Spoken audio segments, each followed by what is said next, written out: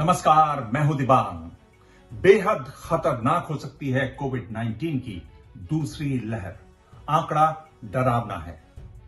8 फरवरी को रोजाना नए मामलों का आंकड़ा रहा 9,110 और अब ये बढ़कर 47,262 हो गया है। यानी पिछले 4 महीने का सबसे ज्यादा। कुल 275 लोगों की मौत हुई है। इस बारे में सरकार ने बड़े कदम क्या उठाए हैं और क्या किया जा सकता है और बड़ा खतरा क्या है, आज कोविड-19 विशेष। आज आंकड़ों में उछाल के साथ कोरोना को लेकर सबसे ज्यादा खतरा इस बात का है कि ये छोटे और मझोले शहरों में फैल रहा है। वहां से इसके गांवों तक पहुंचने की आशंका है। ऐसा हुआ तो स्थिति बेहद विस्फोटक हो जाएगी, क्योंकि छोटे शहरों और गांवों में स्वास्थ्य सुविधाओं की भारी कमी है। खुद प्रधानमंत्री नरेंद्र मोदी मुख्यमंत्रियों के साथ बैठक में इस पर चिंता जता चुके हैं। आंकड़ों को करीब से देखें तो लगातार 5वें दिन 40,000 से ज्यादा नए कोरोना के केसेस मिले हैं। पिछले 7 दिनों का औसत है 42,000 रोजाना।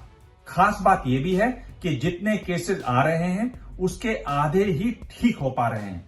तभी आंकड़ा बढ़ रहा है और अस्पताल भर रहे हैं। और इस समय भारत दुनिया में कोरोना से प्रभावित देशों में तीसरे नंबर पर है।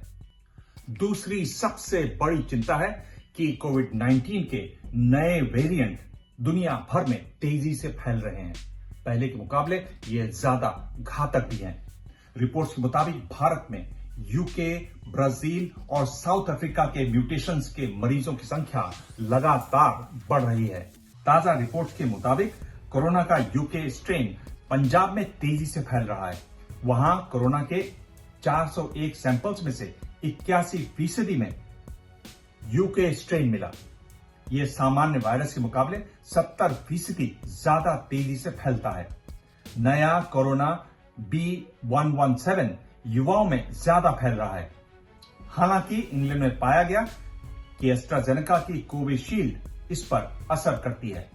एक बहुत बड़ी जरूरत है वैक्सीनेशन की स्पीड बढ़ाने की। अपने पिछले वीडियो में मैं इस बारे में कह चुका हूं कि सरकार को इस पर ध्यान देना चाहिए। यहां जरूरत है डिटेल प्लानिंग की और उसको अर्जेंसी से लागू करने की। अब तक कुल 5,08,41,286 वैक्सीन की डोज लग चुकी हैं। इसको करीब से देखें तो पहले दौर में 3 करोड़ हेल्थ और फ्रंटलाइन वर्कर्स को वैक्सीन सबसे पहले लगाई जानी थी, लेकिन अब तक कुल 50,20,695 हेल्थ केयर वर्कर्स और 30,88,639 फ्रंटलाइन वर्कर्स को वैक्सीन की दोनों डोज लग पाई हैं। कुल आंकड़ा 81,09,334, यानी 1/3 से भी कम।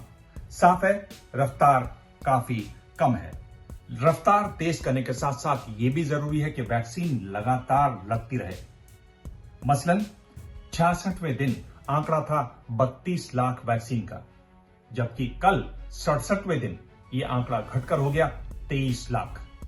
इस तरह के उतार चढ़ाव से वैक्सीन के बर्बाद होने के चांसेस ज्यादा होते हैं। कई राज्यों में 10 से 15% वैक्सीन इसीलिए बर्बाद भी हो रही हैं। अब सरकार ने कोरोना वैक्सीनेशन पर एक बड़ा फैसला किया है। 1 अप्रैल से 45 साल या उससे ज्यादा के लोग वैक्सीन लगवा सकेंगे। इसके लिए उनको रजिस्ट्रेशन करवाना होगा। हालांकि सरकार का कहना है कि वैक्सीन की कोई कमी नहीं है, लेकिन 45 साल से ज्यादा लोगों की संख्या करीब 34 करोड़ है। इतनी वैक्सीन भारत में फिलहाल नहीं है, लेकिन वैक्सीन लगाने में कई महीने लगेंगे और तब तक नई वैक्सीन बन जाएंगी और उम्मीद की जा रही है कि नई वैक्सीन को भारत में हरी झंडी भी मिलेगी। इसमें सबसे ऊपर नाम है स्पुतनिक वी का।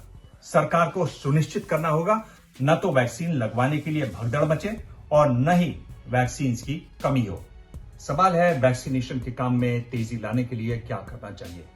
अमेरिका के तर्ज पर भारत में भी सरकार को सेना की मेडिकल फैसिलिटीज की मदद देनी चाहिए। दूसरा, अगर फिल्म स्टार्स और क्रिकेटर्स अपील करें तो बड़ी संख्या में लोग वैक्सीन लगवा सकते हैं। इस बारे में आप भी अपनी राय, अपने सुझाव कमेंट बॉक्स में जरूर लिखें। मैं आपकी राय पढ़ता हूं, उनके जवाब भी देता हूं, वो भी देखिएगा। आप चाहें तो मुझे ट्वीट कर सकते हैं। मेरा ट्विटर हैंडल है @dibang DIBANG। धन्यवाद।